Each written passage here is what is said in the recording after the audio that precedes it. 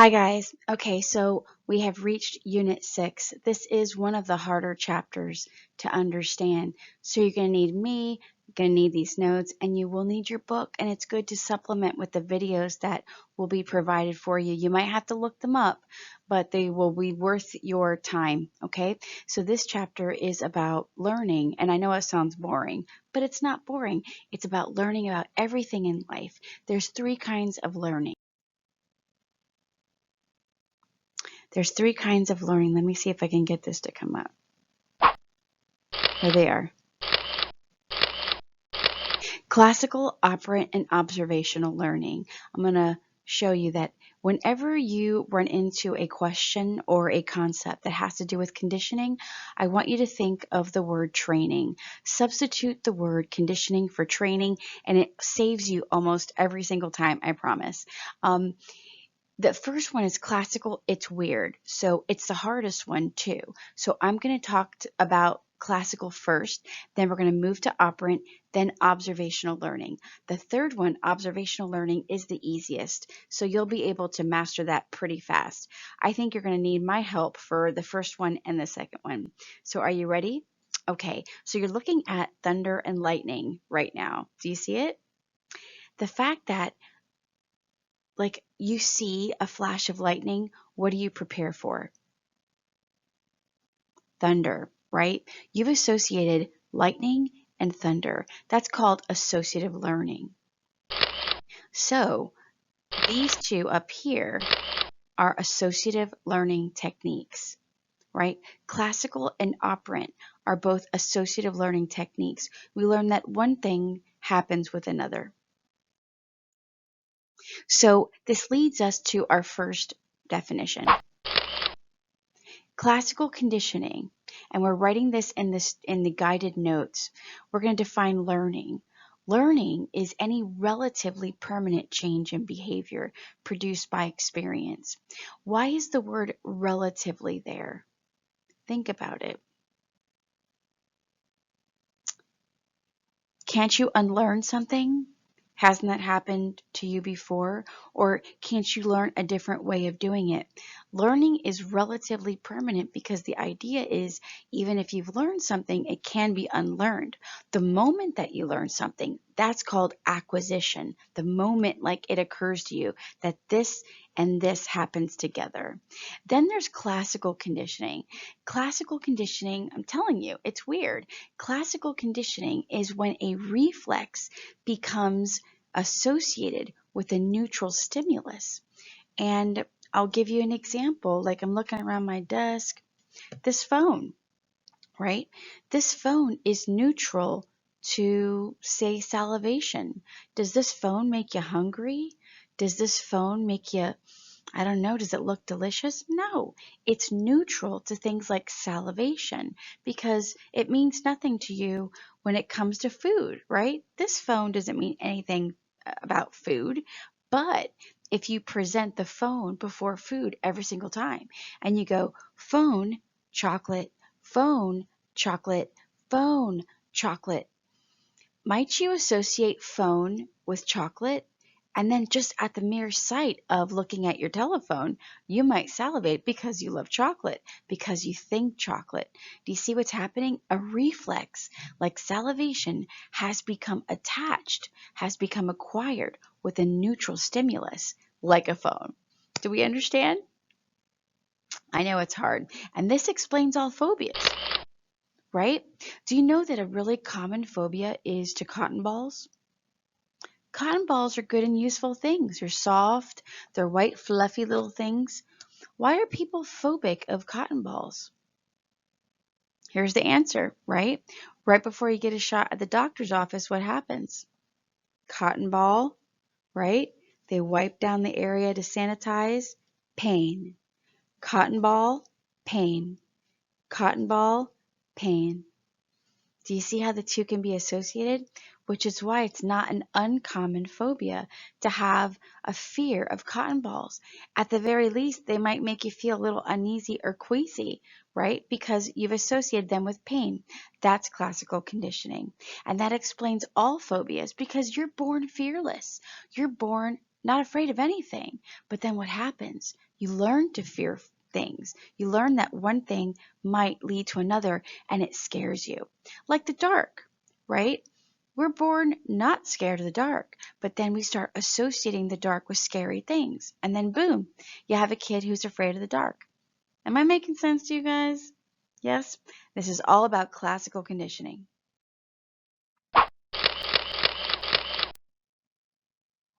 Okay, so classical conditioning has certain words that go with it, and we call them Pavlovian terms. This guy right here that you're looking at on the screen is not Pavlov. However, he's talking about Pavlov. Pavlov is an interesting story because he actually set out to study the salivation of animals, like the salivary gland, the salivary duct. He didn't set out to do anything in psychology. He was really physiologically testing dogs. Then all of a sudden he realized these dogs are salivating at the weirdest times. For example, the dogs would start salivating, like, say, at someone's footsteps, the clicking of heels, the opening of cabinets. I want you to think of your pets at home. Don't they respond to something that you do right before you feed them? Opening up a cabinet, grabbing a special cup, even moving into the kitchen area. Do you see them getting ready? That's classical conditioning. That cabinet sound, creak, that opens up before you grab the food, they shouldn't be responding to that sound of a creak. That should not make them salivate. Not at all. That is a neutral stimulus. And when you pair it with food, it becomes a conditioned stimulus, right? So this is what we're learning today. UCS, CS, UCR, CR. The word unconditioned stimulus, write this in the margin, means untrained stimulus. Food is untrained. When humans, as well as animals, see food, we naturally salivate. We naturally respond to food. That's why food is considered an unconditioned stimulus. Remember that word conditioned. When it gets you mixed up, take it out and put in trained. It's an untrained stimulus. Like if you're salivating right now to my candy, right? That's an untrained stimulus because you know it's food and you might be hungry and you start to salivate to it. But what's interesting is, have you ever noticed that dogs and people might start salivating to the sound of you opening it up like this? Do you hear that sound? Does it make you salivate? Because what happens when you're eating a candy bar or when you're eating something that comes from a package? What ends up happening is that you hear this, then you eat. This, then you eat, right? So you might actually start salivating at the sound of this. Are you salivating now? If you are, that is a conditioned response. It's a trained response because you've been trained. When you hear this, eating comes afterwards. My dog will come running across the house if he hears this because I could be opening up treats. I could be opening up chips, right? They all sound the same. That same little wrapper sound, right? That is a conditioned stimulus. It's been trained and it produces the conditioned response of salivating to it, right? Am I making sense? So the first one is food. It's unconditioned, untrained, naturally producing an unconditioned response, salivating to food. Now, the sound of the wrapper is a conditioned stimulus that's been trained in you. If you salivate to this wrapper, that's a conditioned response. Are you salivating now? Because that is a conditioned response. Pavlov did this with the bell. He did bell, food, bell, food, bell, candy, bell, candy, bell, candy. After a while, when you hear the bell, you think candy, and then you might salivate to the bell. The bell becomes the conditioned stimulus that produces the conditioned response of salivating to the bell. Are we understanding? This is complicated, and this is its own language called Pavlovian terminology.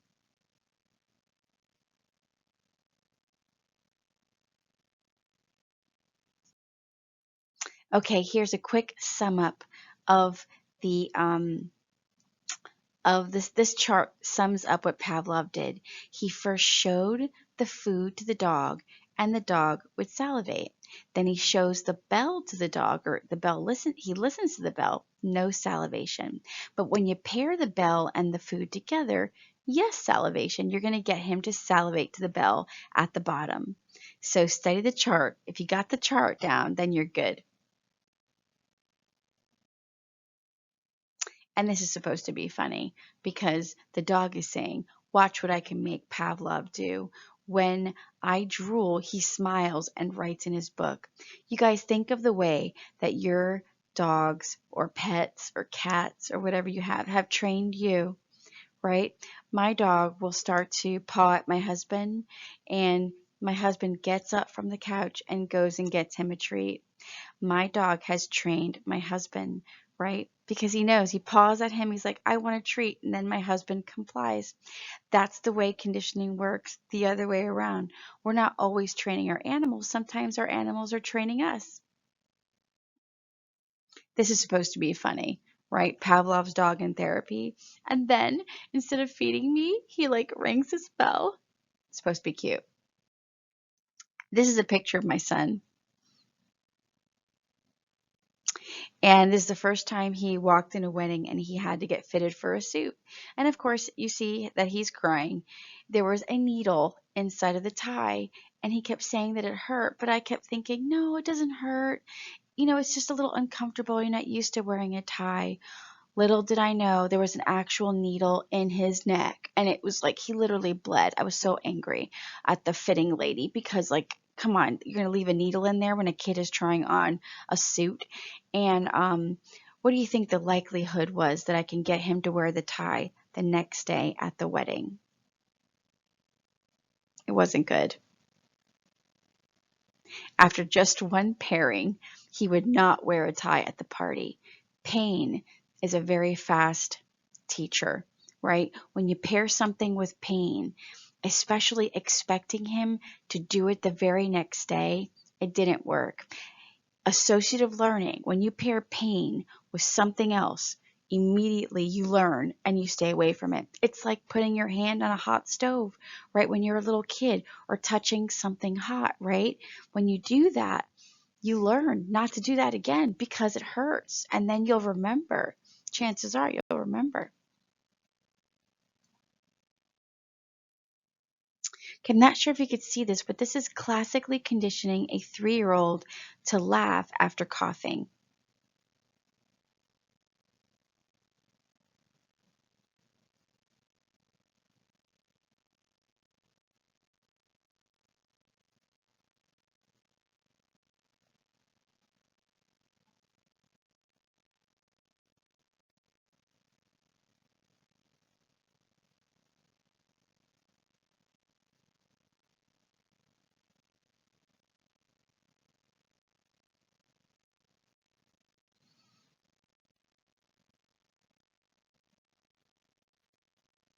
Okay, this is showing that she has no response to the cough. She's not laughing.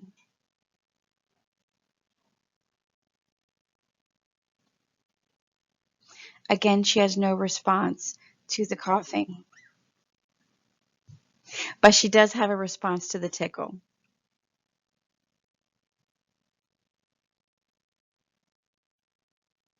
So she coughs and tickles her.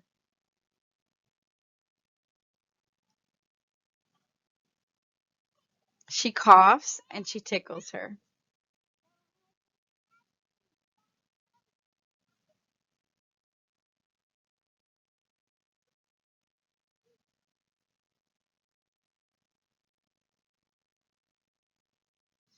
Cough first, then tickle.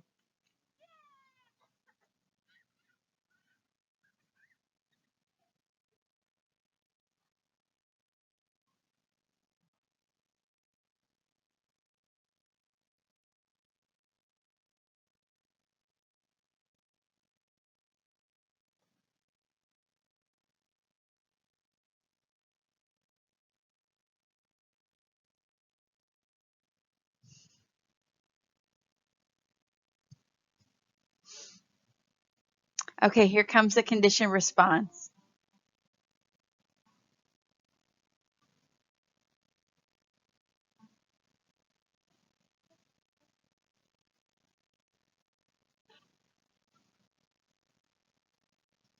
Okay, so you saw that she coughed and then she says, "Don't tickle me." She's paired a neutral stimulus like coughing to laughter. Coughing doesn't make you laugh, right? Coughing is just coughing. But when you pair it with tickling, it might make you laugh. And then so at the very end there, when she's playing the piano, she hears the cough in the distance and she's like, "Don't tickle me." She starts reacting to the cough. That's classical conditioning. You see classical conditioning in The Office, Google that. That's a good one. And there's also classical conditioning and How I Met Your Mother. Google that. It's very funny. Okay, you can also Google on YouTube the very famous Little Albert experiment, and you could read about this also in the textbook. Remember, Unit 6 is very well done in the Myers textbook. So everything that I'm talking about today, you can reinforce it by looking at the textbook. But the Little Albert experiment was the story of John B. Watson classically conditioning a well-adjusted 7-month-old baby to be scared of all white fluffy things. All he did was pair, right? Every time he would reach out to touch the rat, he would pair it with a loud banging sound behind his head. Every time he would touch the rat, a loud pairing of the loud sound. Eventually, he got scared of not just the rat, but all fluffy little things. He was even scared of a Santa Claus mask. He was scared of a fur coat, even things that weren't animals, like stuffed animals, he was scared of. So that's an example of classical conditioning of terror. Like you are classically conditioning fear in a baby, which is completely unethical, and this cannot be done again today. Now, also, there's taste aversion. Have you ever eaten something that you can never eat again because it made you sick the first time? Right? Think about it. Um, that's classical conditioning too. If you had a bad event with, like, say, some blueberry pancakes, and you used to love blueberry pancakes, but they made you throw up. It might not have been the blueberry pancakes. You could have had a stomach bug. Then you threw up as a result. What happens later? You might stay away from all pancakes, right? You might stay away from specifically blueberry pancakes. What's an item of food that maybe you had a bad experience with that you don't touch anymore? Guess what? That's taste aversion, and that's also classical conditioning, also called the Garcia effect.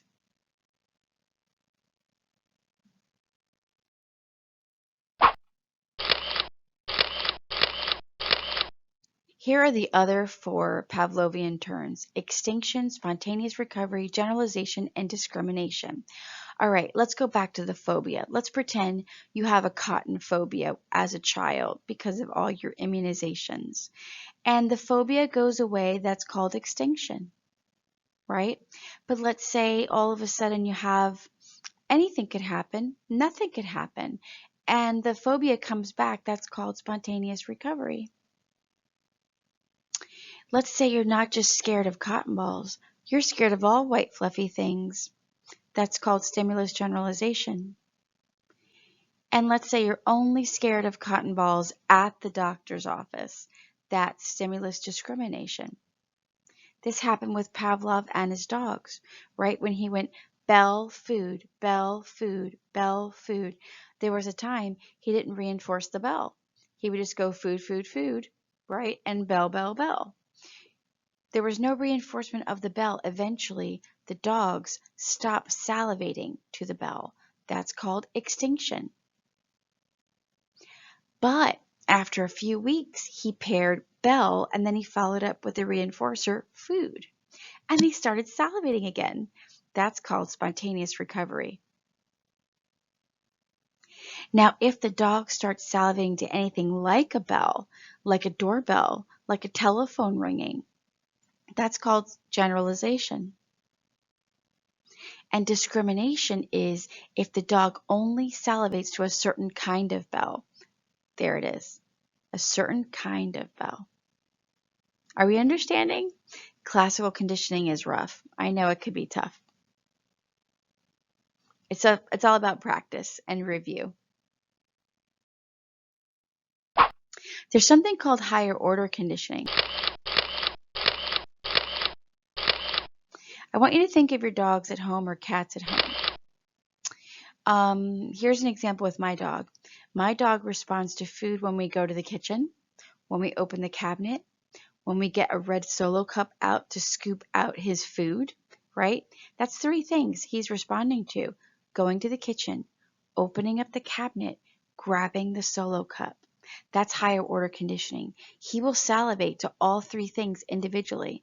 When I go to the kitchen, he'll start to lick his chops, right? He starts getting ready. That's the first one. The second one, opening up the cabinet, the sound of the cabinet. That's the second um, conditioned response to a conditioned stimulus. And then the third one, the look of the Solo cup. He sees a Solo cup anywhere. He thinks there's food in it because that's how we grab his food, with the Solo cup, and we fill it up to put it in his bowl. That's three different things. And they will salivate each one individually, higher order conditioning. Here's a fish example if you have fish. How do you know fish know that food is coming? They go to the top, right? When you open up the lid, they go to the top. Turn on the light, they go to the top. Tap on the glass, they go to the top. That's higher order conditioning. They're being conditioned several different ways, same response for each individual way.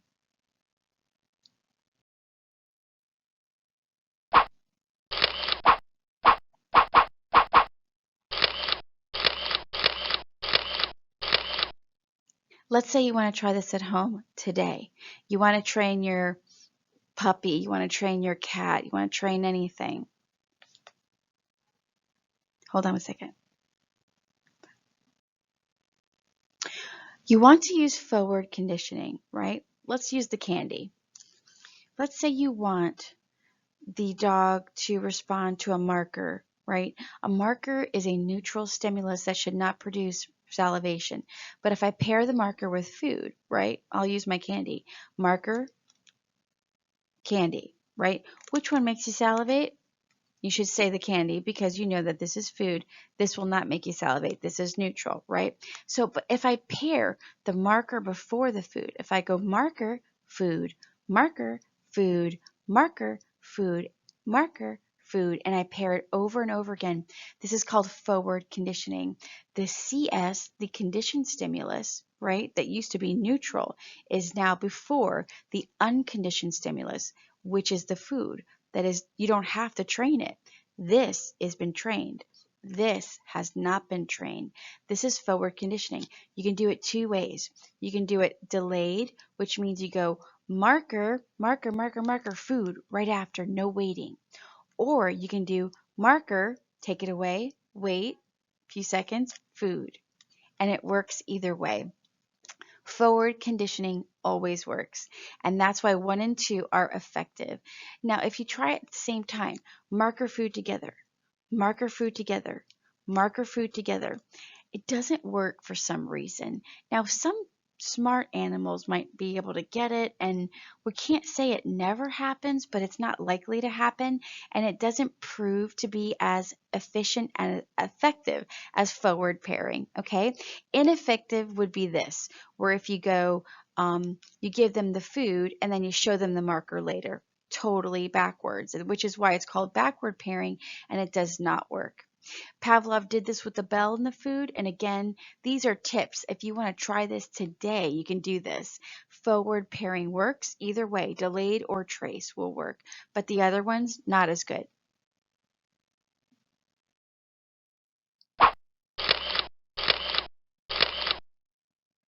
Now, there is a mental disorder that you might know about called depression. Have you heard of depression? It's a real mental illness. Can depression be conditioned? Can it be trained? Martin Seligman proved that it can. He did a famous experiment where he took a dog, and you can see it over here. He took a dog and he made a cage, and he electrified the grid. Here's a picture of the cage down here. And he would electrify the bottom of the cage, and it would hurt the dog. The dog would try to get out, try to get out, try to get out, and he could not get out. He would try so much, and then he just knew that his efforts, he would fail. So eventually the dog stopped trying to get out, and he would just take the pain. That should blow your mind, because like animals, humans, We don't want pain. We will try to escape the pain, correct? So that kind of blew his mind that the dog would stop trying to escape pain. He would just take it and not try to escape. That's when Martin Seligman knew that he had conditioned a dog to be helpless. But that's not the part that's really going to blow your mind. Here's the part that's going to blow your mind. He made it in a way so that he could easily jump out. He lowered the wall.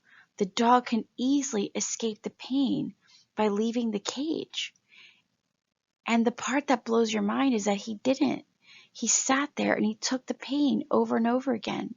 So let me ask you this.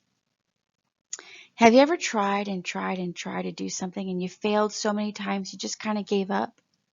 Let's say a test, and you start a class and you study your heart out and you fail the first test after studying so hard. But then you say, okay, maybe it was this test. You did it again. You studied so hard in the second test and you also failed that one. What do you do in the third test? Did you think give up? I've seen it. I've seen it happen where kids try and they work so hard in the first couple of tests, and then if they keep failing on the third test, they just stop trying. That's learned helplessness. If it could happen to an animal, it could definitely happen to us. But here's the good news of the story. If you could learn to be helpless, you can undo that. You can kind of unlearn that response as well. So that's Learned Helplessness by Martin Seligman, and that was his dog study. So here's wrapping up classical conditioning. Let's say you encounter a problem and you have to figure out, is it classical conditioning or one of the other two learning techniques? You know it's classical when it involves a neutral stimulus like salivating, like flinching, like being scared. That's a reflex. When it involves a neutral stimulus and salivation, you know it's classical conditioning. So when your dog is salivating to the sound of a cabinet, that's a neutral stimulus paired with a reflex. If you start salivating at the sound of this wrapper, that's classical conditioning because that's a neutral stimulus paired with a reflex like salivation. And then you know it's classical conditioning.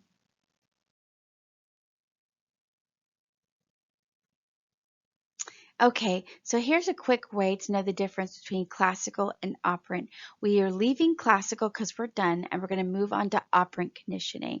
Now remember, classical is the weird one where you pair reflex with the neutral stimulus, but operant is the one that we mostly learn life by. And so here's a great little mnemonic device.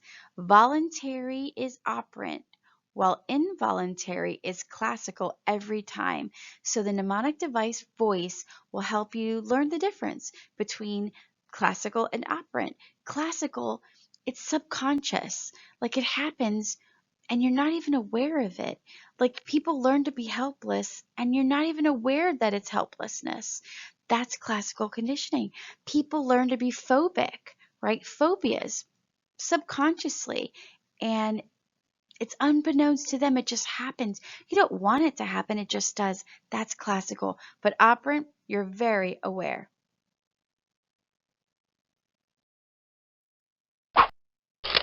Okay, this is operant conditioning.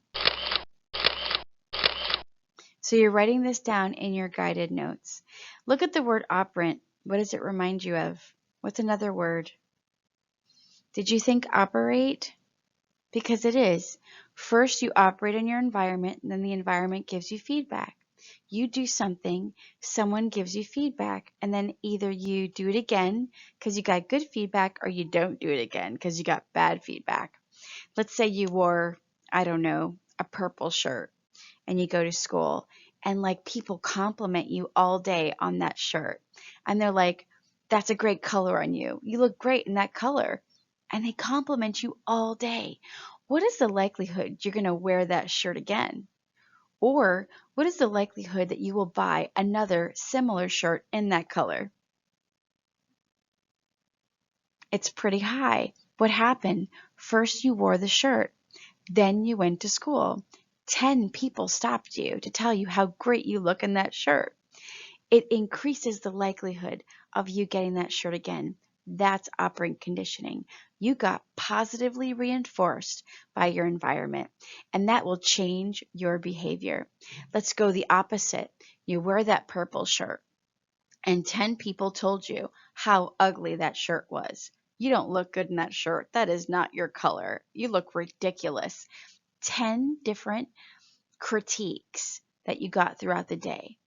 That will decrease the likelihood of you wearing that shirt again or ever buying a shirt in that color again. What happened? You first wore the shirt, then you went to school. 10 people punished you about wearing the shirt by saying things to you that were unfavorable. It decreases the likelihood of you wearing that shirt again. That's operant conditioning, and it changed your behavior.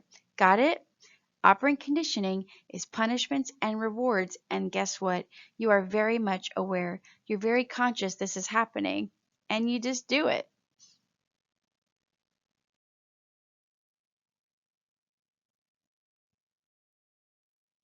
This is B.F. Skinner, and um, all boxes that have rewards and punishment are called Skinner boxes. He is like the godfather of operant conditioning, along with Edward Thorndike. Now, this chart is really important. I color coded it for you so you could tell the difference between a punishment and a reinforcer. All punishments decrease the frequency of behavior. Do you see how they're red? All punishments decrease the frequency of behavior. Now, one of the things that you're going to get confused about, especially in psychology, is the word positive and negative here. Positive and negative does not mean good positive and bad negative. No, erase that from your mind right now. Positive means to add something. Negative means to take away something. So you guys listen and pay attention. This causes a lot of confusion among students. Positive punishment, you're going to add something to decrease the frequency of the preceding behavior. Let's say that you came late, you got home late from curfew, right? You were supposed to be home at 11, you got home at 11:30, your parents are worried and they're now super mad. They might say, "You know what? Now tomorrow you're cleaning this entire house, including toilets." That's called positive punishment. They're adding something you didn't have to do before. Now you have to do it and you don't like it. What are they trying to do? They're trying to stop you from what? Being late again. They want to decrease the frequency of the preceding behavior, the bad behavior of coming home late from curfew. Positive punishment. Now, negative punishment is when they take something away. This happens quite often, right? You come home late from curfew. You're a half hour late. Your parents were super worried. When you walk in the house, they get mad and they say, "You know what? Give me your cell phone. No cell phone for you for a week. Give me those car keys. No driving for you for a week."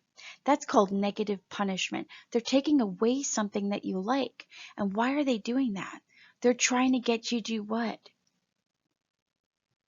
Not be late, right? They're trying to decrease the frequency of the preceding behavior, being late, coming home from curfew. Negative punishment. Positive reinforcement. Well, reinforcers are different. Reinforcers want to increase the frequency of behavior. So here's two kinds of reinforcement. Again, positive you're adding, negative you're taking away. So let's say that you arrive home on time after curfew and you're like on the dot. You walk in at 11 o'clock. Parents aren't worried and they're happy. You made curfew. Great. They might say, "You know what? Good job." The fact that they say, "Good job, we're proud of you," they smile at you, that's positive reinforcement. I mean, we can even make it more juvenile. They could say, "You know what? I'm really glad you're on time. Here's 10 bucks." 10 bucks is a positive reinforcer, right? Cash money is a positive reinforcer. They could say, "Here's a piece of candy. You got here on time. I'm so proud." That's a positive reinforcer. And why is it being used? Because your parents want to see you continue that behavior. We want you to be on time for curfew. And we want to increase the frequency of your likelihood of coming home on time by rewarding you. right? And the same thing for negative reinforcement. Negative reinforcement is trying to increase the frequency of behavior. You come in on time and your parents are like, I'm so proud. You're always home on time. You never make us worry. I'm so proud. You know what? Those chores you have tomorrow, I'm going to eliminate them. No chores for you tomorrow. You can have a day off of your chores. That's taking away something you don't like. That's negative reinforcement. Take a wild guess. Which of these four kids get wrong on tests? Negative reinforcement. It is the most complicated one. Um, Practice that. I have a list for you that'll help you.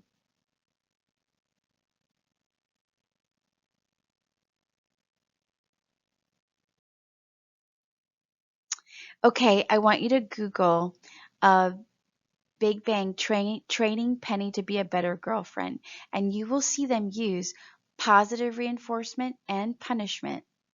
And there's the answers when you watch the video. When they give Penny chocolate, that's positive reinforcement. When they say they're going to give Penny mild electric shocks, that's positive punishment. When they spray Leonard in the face, that's also positive punishment. When Sheldon says bad Leonard, that's positive punishment. You're adding something they don't like. When you say bad boy to your dog and you have those angry eyebrows, low tone, that's positive punishment. You're adding something they don't like to decrease the frequency of behavior. And when you say very good, when Sheldon says very good, right, that's positive reinforcement. Okay, guys, this is a list of negative reinforcers. I'm going to give you one that maybe a lot of you already experience when you get into your car. When you get into your car and you don't put your seatbelt on, what happens? Beep, beep, beep, over and over again. And it happens because you don't have your seatbelt on. That annoying beep makes you put on your seatbelt. It's negative reinforcement because you're taking away the annoying beep. And it works. People put their seatbelts on because of it. This is a list of other negative reinforcers here. When you stop something you don't like, and that serves as a reinforcer, that's negative reinforcement. Okay, study that one. That's the one kids get wrong. Okay, guys, there's also two general kinds of reinforcers in operant conditioning. You have primary and then you have secondary. Primary reinforcers are like foods. You don't have to train it. Food and love and shelter, it satisfies a primal need that we have, right? Secondary reinforcers lead to a primary reinforcer, like money. With money, you could buy food. With money, you could buy shelter, right? Money even buys you satisfaction like status, right? Isn't that love and attention? So money can lead to a primary reinforcer. We call those secondary reinforcers. Intrinsic reinforcers come from inside. Look at the word intrinsic. Think of intrinsic inside of you. Intrinsic reinforcers are things that you love because they feel good. Extrinsic reinforcers come from outside. They're things like getting paid to do something. So, like, say, if you write poetry because you love it, that's intrinsic. But if you write poetry because your English teacher says you have to for a grade, that's extrinsic. When you take a dance class because you love it, that's intrinsic. But if you take dance class because your mother makes you, that's extrinsic. You guys got me? Intrinsic reinforcers tend to have more value. You tend to want to do them more and you're better at them because they come from inside. You naturally love them. As opposed to extrinsic reinforcement, takes a little bit more effort because it's X. It comes from outside. Think of ex-boyfriend, ex-girlfriend, outside, right? X is out. Extrinsic reinforcers come from outside and they don't have the same effect.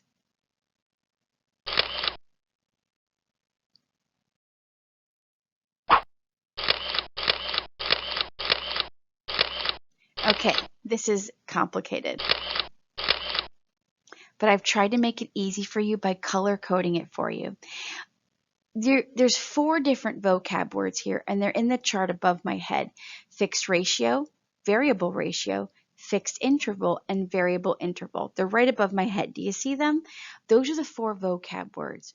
But they get really complicated when you're answering test questions. Here's an easy way to figure it out. Are you ready? When you see the word fixed, think of fixed, a certain amount. When you see the word variable, think of averages. When you see the word ratio, think of number of times. When you see the word interval, think of time passing.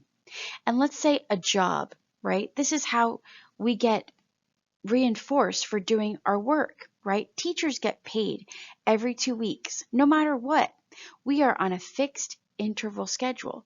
This one right here, fixed interval. I'm going to try to circle it here. We work for 2 weeks and we get paid at the end of the 2 weeks, no matter what. Whether we are teaching real hard, whether we're not, right? Doesn't matter what kind of quality of teacher we are, we're going to get paid the same at the end of the 2 weeks. Fixed means it's every 2 weeks, and interval means that time passes, and fixed means it's always the same, right? We get to pay the same amount every 2 weeks. Now, fixed ratio is a little bit different because I have to do something. So let's say I type resumes for a living, right? And I get paid after every 10 resumes. It's fixed because it's 10, but I have to do something, right? So it's ratio, it's a number of times I do something, not time passing. I could take 10 weeks to do 10 resumes. Then I'll get paid at the end of 10 weeks. If I crank those 10 resumes out in 2 days, I'll get paid in 2 days, right? It's not about time. It's about what I do. That's called fixed ratio. People who work on commission are on a fixed ratio schedule probably. They could be on a couple of different schedules actually. Now variable is taking an average. Let's say you're a car salesman and you try 20 times to sell a car and you sell 5 cars on average. That's a variable ratio schedule, right? Like a slot machine. When you're playing the slot machines, you don't know if you're going to get paid, right? It's on a variable ratio schedule. You have to put in the money, pull down the lever, and do something. Now, time passing is different. You have to watch the wording. A variable interval schedule would be like time passing, like after a week. On average, a car salesman might sell certain amount of cars in that time. So when it's about time and you're taking an average, that's variable interval. Remember things like fishing, like gambling. Those things are always going to be variable because they can never be really fixed because you just never know, right? But certain things are fixed. Like when you go to the car wash and you wash a car and you get paid right after, right? That's fixed. Wash one car, get paid right after, right? Study this chart, study these words, and be able to put them together. There's only 4 vocab words here, but believe it or not, they get kids mixed up all the time, so study these. Okay, so if you look up, let's say you YouTube a few videos on behavior shaping, you're going to see a lot of animal trainers out there showing you how they show their animals how to do complicated tasks, like a dog performing a loop, going up on a table and under a table. And this is called shaping. And behavior shaping is a step-by-step process to teach a complex behavior. How do you think they do all those amazing maneuvers, the dolphins, the whales at the Miami Seaquarium or SeaWorld, right? They first have to train the animal to respond to one maneuver, right? Like putting their head out of the water. And then you reward them again for a turn. You reward them again for swimming to the end of the pool and then coming back. And the next thing you know, you have shaped the behavior. They put their head out of the water, they turn, they go to the end of the pool, they come back, then you reinforce them. After a while, you can have them do all those different behaviors for one fish as opposed to fish, fish, fish, fish every single time. And this is how they get bears to sit up on those stools and balance a ball on their nose. You first have to get the bear to sit on the stool, then kind of stretch himself out on the stool, then touch the ball to his nose. And each individual behavior is reinforced. But at the end, you get one big behavior that you can reinforce at the end. The bear getting on the chair, balancing a ball on his nose. One treat, as opposed to 5 or 6 treats that lead to that one maneuver. That's called behavior shaping. Sometimes things auto shape. Like if you take a test with your pencil and are you get 100%. You're the only kid in the class that got 100% on this test. You might think that your pencil's a lucky pencil. That's auto shaping. This happens like automatically. There's a lot of people with superstitions out there that you think, "Ooh, I won the game because I wore these socks. These are going to be my lucky socks and I'm going to wear them for every game." What happened there? It was automatically shaped. That's called auto shaping. Now, there's a fancy word for behavior shaping, like the dolphin example. It's also called differential reinforcement of successive approximations. And you guys get out there on YouTube and check it out. There's a lot of examples of behavior shaping, and it has to do with animal training. It's very, very cool. So you will like it, especially if you're an animal lover and you want to train your animal to do something kind of special. You will love behavior shaping.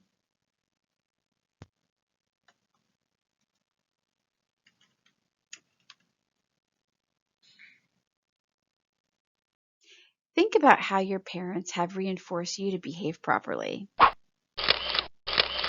Think about how you are reinforced daily to behave properly. Think about school. My teacher, my son's elementary school teacher had a great idea. She made these little dollar bills and she put her face on them and she made lots of photocopies and they were real small, kind of like Monopoly money, but she put her face in the middle. And she would have, I think they were increments of like one, I think she had some fives and tens. And she was teaching the kids that when they did something good, she would give them this little kind of like play money and they could save up their money. And then at the end of the week, they were able to go shopping. And she would have like a little closet and each item had like a little price tag on it. And she would get donations, from different places and, those little McDonald's toys. And she would collect toys that her kids had and she would put them in the closet and then she would put little price tags on them, and the kids were able only on Fridays to go shopping in this little area. Great idea. These kids all week, right, were performing for her. They were doing acts of kindness and doing all this cool stuff to get these little dollars. Then on Friday, right, they can cash it in and they could pay for a toy they would buy in the closet. Isn't that cool? And that's called a token economy. Do you remember how your teachers, elementary school especially, how they help modify your behavior using a token economy? Think about it. It is a secondary reinforcer, a token or these little dollars. It could have been stars, a green card. If you're on green all week, then you get to go to the treasure box on Friday. Those are secondary reinforcers that lead to a primary reinforcers called a token economy. This works, and it works really, really well to modify behavior. And that's how a kindergarten teacher can get a classroom full of 25 kids to do what they're told and behave properly. And all using positive reinforcement, very little punishment. There's a lot of great ideas out there of how to positively reinforce and modify behaviors from bad to good. Lots of them.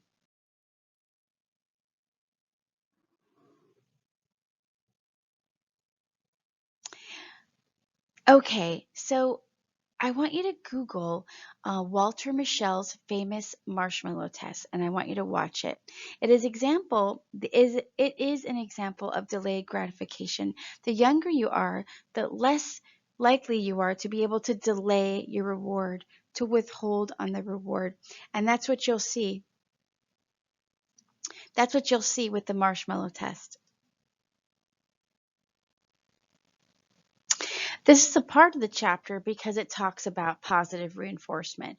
The older you are, the more you can delay your reinforcement. And I'll just give you a quick example. Why are you taking an advanced placement class? There are a lot of other classes that are way easier, a lot less content information.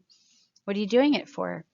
And the answer is, right, you're doing it for college. You're doing it for college credit. You're doing it because it looks good in your transcript. And college for you might be a couple of years from now, right? So Think about it. You have delayed your gratification.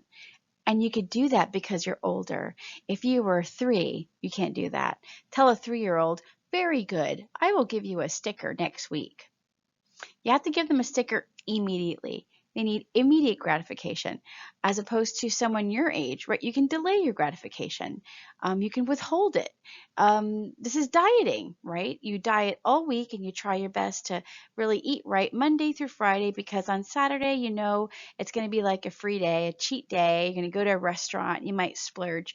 You're able to, right, withhold Monday through Friday, do really well in your diet, and then you're able to kind of like let loose a little bit on Saturday. That's delaying your gratification. We get better at that. I mean, self-control is something that's really individualized, but as we get older, we're able to delay it. And that's what this test is about. It's so cute. So I want you to YouTube it.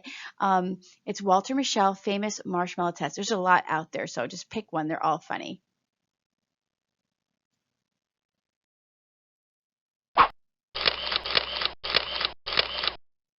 Okay, this is still operant conditioning. With the topic of operant conditioning, we cannot omit the idea that there's not a cognitive process to it.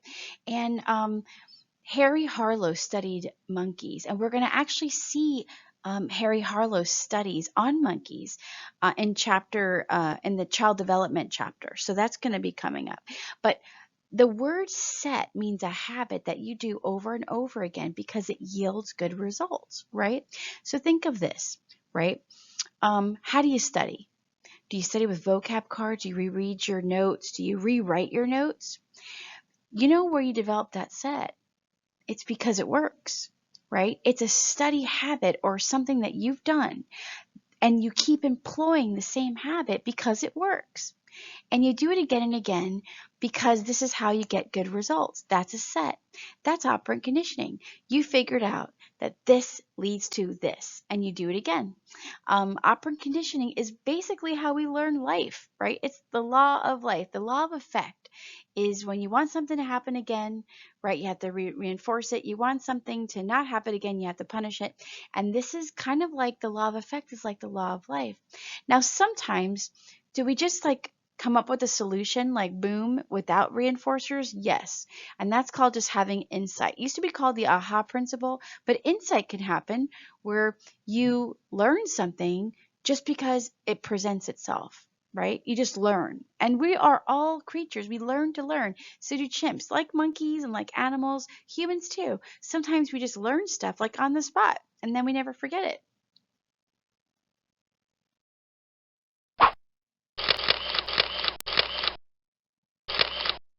Okay, the last conditioning technique is called modeling, but modeling could also be called observational learning or social learning theory.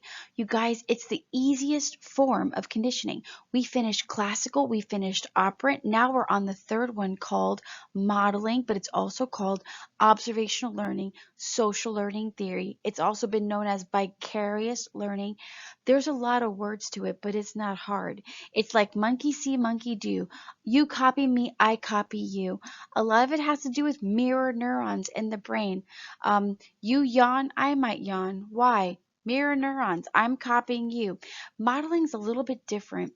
It's learning by imitation and by almost like mimicking. Modeling or imitation is a process of learning which occurs by observing other people's behavior. Um, Children emulate their parents, right? If you see a child using a lot of profanity and bad language, chances are they're hearing it from their house, right? They're hearing it from home. They're hearing it on television.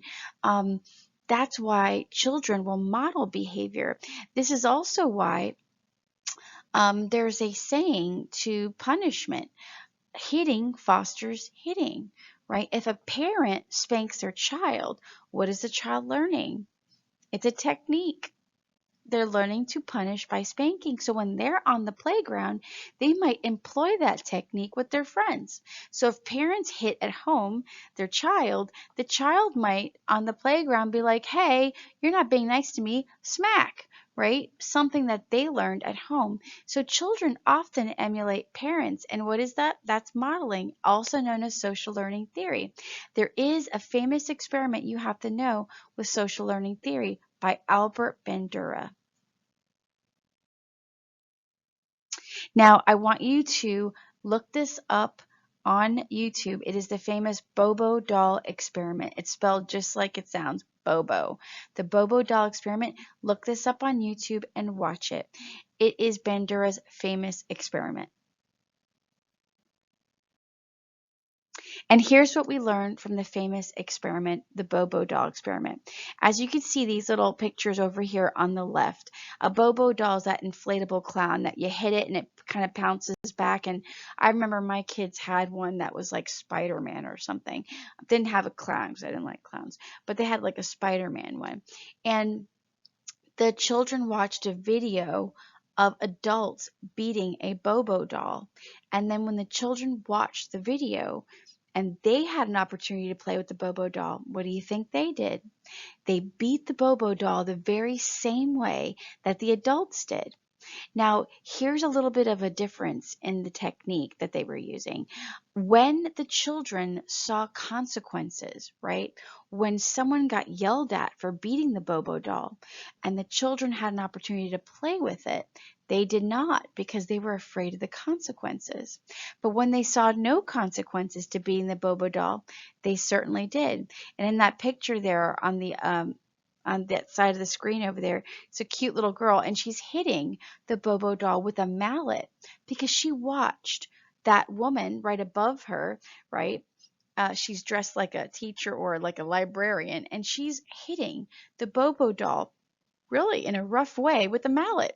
The little girl watched it and emulated the same behavior. And that's called modeling or mimicking. Okay, so I have covered all three kinds of learning. Classical, which is the hard one, that's the weirdest one. Think of phobias. That's when a reflex becomes paired with a previously neutral stimulus. Then the second one is operant. That's like the law of life. The law of effect is operant conditioning. We learn through feedback. We learn through positive reinforcement, positive punishment, negative punishment. We learn through rewards and punishments. And then the last one is we learn by copying. We learn by watching.